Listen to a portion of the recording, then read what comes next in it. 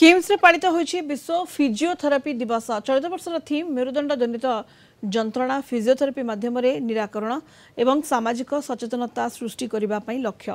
यह अवसर में किम्स फिजियोथेरापी आवश्यकता और गुरुत्व विषय एक आलोचना चक्र अनुष्ठित हो मुख्य अतिथि भाव में डॉक्टर आर.एन. सामंत, सम्मानित अतिथि भाव में professor A P. Mohanty, doctor professor R C. Das, doctor Priyabrata Das जोगदे वक्ता भाव में डॉक्टर अर्केश पट्टनायक और डॉक्टर ज्योतिरंजन साहू जोगदे ये आलोचना चक्र में विभिन्न मेडिकल रु डाक्तर जोगदे। वर्तमान समय परिवर्तित जीवनशैली, अत्यधिक कार्यचाप, मोबाइल एवं कंप्यूटर बहुमात्रा व्यवहार, असंतुलित खाद्यपेय, निद्राहीनता एवं मानसिक चाप मनीष को दिन को दिन असुस्थ कर देउछि। फल उच्च रक्तचाप, मांसपेशी जंत्रणा, स्नायुविक दुर्बलता एवं पक्षाघात भली रोग शिकार होउछंती।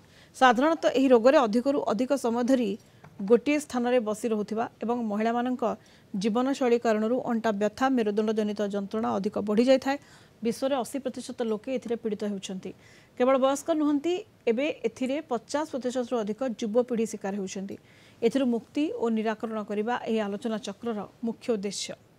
लो बैक पेन बा अंटा दरज बा एटा आज समाज सबुठ बड़ समस्या। आगरू थिला फिजियोथेरापी माने रिहैबिलिटेशन, बर्तमान आमर कॉन्सेप्ट पूरा बदली जाइए। फिजियोथेरापी अर्थ है जे आमे समस्त को केमती चलतक्षम करूँ, बहुत बहुत आगुची आहरी आगेब।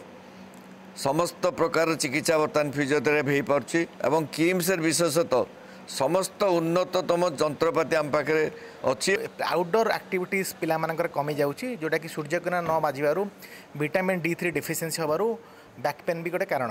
तासह मु एतिकी लोक कहबी दे फिजियोथेरापी गोटे आगुरु जो रिहैबिलिटेशन कॉन्सेप्ट थिला, आमे रूट कॉज को देखुचु। माने अंटा बता कौन पाई होउची, अंटा बता घरे घरे लोक कहीं होउची, ता माध्यम कौन चिकित्सा कले अंटा बथाटा कमिबो, सेटा आमे मेन लक्ष्य नहीं कि आमे आज अवेयरनेस प्रोग्राम करूँ।